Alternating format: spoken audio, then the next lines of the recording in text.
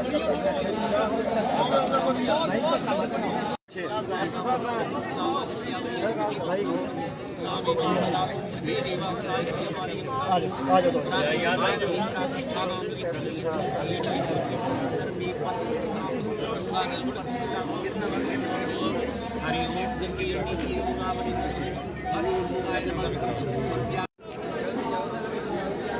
पीछे आओ थोड़ा।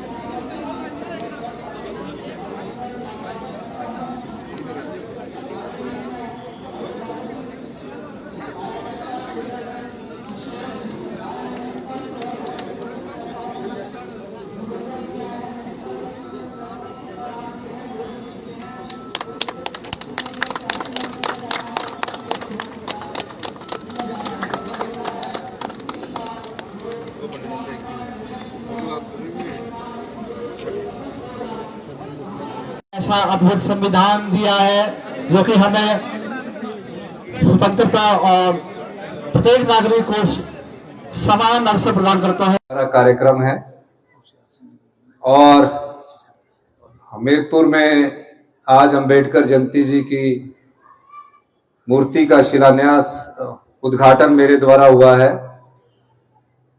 हमीरपुर में मेरा घर था, इसलिए मैंने जाते जाते अधिकारियों से अनुरोध किया कि मैं अंबेडकर जयंती, जो कि हमारे संविधान निर्माता थे, जिन्होंने इस देश को संविधान दिया, जब ये संविधान लिखा जा रहा था उस समय देश की परिस्थितियों का जो उन्होंने महसूस किया, और आज इस संविधान को बने 75 साल हो गए, 77 साल हो गए हैं। इस संविधान की संरचना जिस प्रकार डॉक्टर अंबेडकर जी ने की, वो एक ऐतिहासिक संरचना है। उनका सम्मान, यही इस संविधान की विशेषता है। मौसम खराब है और मुझे पांगी पहुंचना है, तो मैं सिर्फ इतना ही कहना चाहूंगा कि आप सबके आशीर्वाद से हिमाचल प्रदेश में कांग्रेस की सरकार प्रदेश के हित में व्यवस्था परिवर्तन द्वारा नए क्रांतिकारी बदलाव ला रही है।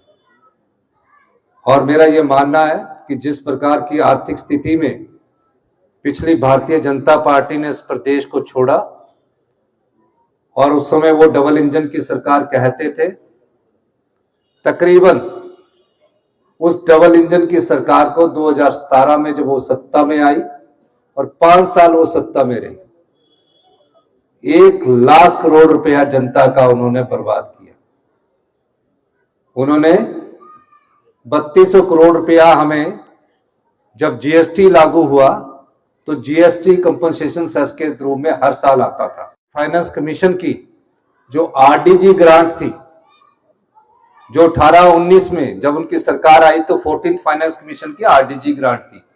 तो लास्ट के 2 साल की जो आरडीजी ग्रांट, जो रेवेन्यू डेफिसिट ग्रांट होती है, जो राज्य सरकार के घाटे की परिपूर्ति के लिए 14वें वित्त योग और 15वें वित्त योग, यानी कि 14th फाइनेंस कमीशन और 15th फाइनेंस कमीशन के अनुसार उसका आवंटन किया जाता है, सभी राज्यों को किया जाता है जिन राज्यों से टैक्स मिलता है। उसके तहत उन्हें 2017-18 में 8,000 करोड़ आए, 2018-19 में 8,000 करोड़ आए, फिर 15th फाइनेंस कमीशन आया, उन्हें 11,000 करोड़ 15th फाइनेंस कमीशन के पहले साल में आए, 9,000 करोड़ उसके अगले साल आए, और 2022 में फिर उन्हें 10,000 करोड़ रुपया आया। जब हमारी सरकार आई तो हमें पहले साल 6,000 करोड़ आया, और इस बार वो वित्तीय ग्रांट भी घटकर 3200 करोड़ रुपए हो गए। लेकिन इन सब चुनौतियों का हमने सामना किया, और इन चुनौतियों के बाद भी उन्होंने सरकारी कर्मचारियों का एरियर नहीं दिया, गांव के किसानों के लिए कुछ नहीं दिया। हमारी सरकार ने इन सब चुनौतियों का सामना किया, और इन चुनौतियों का सामना करते करते हमने अपनी अर्थव्यवस्था में सुधार किया। मुझे खुशी है कि इस वर्ष से हमारी अर्थव्यवस्था पटड़ी पर आने शुरू हो गई है, और जो हम बार बार कहते थे कि हम फैसलों से और नियम बदलकर हिमाचल प्रदेश को आत्मनिर्भर बनाएंगे, उस दिशा में हम आगे बढ़ने शुरू हुआ है।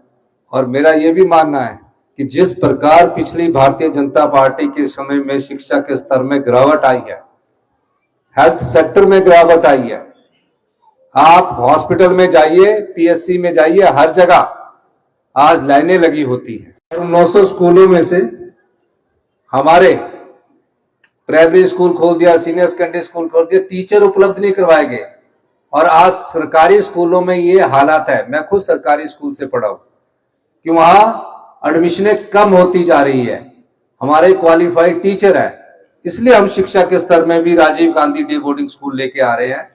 अगले साल 10 स्कूल आ जाएंगे और 2032 तक हिंदुस्तान में सबसे बेस्ट एजुकेशन अगर कहीं होगी तो हिमाचल प्रदेश की होगी। और 1 वर्ष के भीतर हम अपने हेल्थ इंस्टीट्यूशंस को ठीक करने के लिए आगे बढ़ रहे हैं। मैं आप सब लोगों का साथ चाहता हूं, जनता का साथ चाहता हूं, खासकर आम लोगों का साथ चाहता हूं कि आप हमारी इस सुधार की प्रक्रिया में हमारा साथ दें और ये आने वाले समय में सुगध भविष्य आप लोगों का होगा। जो हेल्थ सेक्टर में नुकसान बीजेपी की सरकार ने किया उसे आप समझ नहीं सकते, क्योंकि जब मैं बैठता हूं करोड़ों रुपया हम हेल्थ सेक्टर में देते हैं, लेकिन वो पूंजी बीमारी की जगह, लगने की जगह बड़े बड़े हॉस्पिटल्स में वो खर्चों में आपके लगाई जा रही है। 2 प्रकार की योजनाएं लाई। एक तो जो हल्दी उगाएंगे प्राकृतिक खेती से, सरकार उनसे हल्दी 90 रुपए किलो खरीदेगी। और गेहूं उगाएंगे, गोबर से आधारित गेहूं उगाएंगे, यूरिया का प्रयोग नहीं करेंगे, सरकार 60 रुपए किलो गेहूं खरीदेगी। और अगर मक्की उगाएंगे, पिछली बार 30 रुपए किलो खरीदी, इस बार हम 40 रुपए किलो मक्की प्राकृतिक खेती वालों से उगाएंगे। मनरेगा की दिहाड़ी में हमने 20 रुपए की बढ़ोतरी की है। मतलब जो हमारी संपदा है उसका कुछ पैसा ग्रामीण विकास में लगना चाहिए, ग्रामीण अर्थव्यवस्था में लगना चाहिए। अभी हमारी संपदा का जो 100 रुपया हम कमाते हैं उसमें 42 रुपए पेंशन और पे में चले जाते हैं, 10 रुपए मूलधन में चले जाते हैं, 11 रुपए हमें ब्याज के रूप में चले जाते हैं। बाकी जब बचता है तो उसमें गांव में जो 80% आबादी है उसको कुछ नहीं दे पाते, थोड़ा ही धन दे पाते हैं। तो इसलिए हम उसमें भी परिवर्तन करके ग्रामीण अर्थव्यवस्था को मजबूत करने के लिए हमारी सरकार प्रयास कर रही है।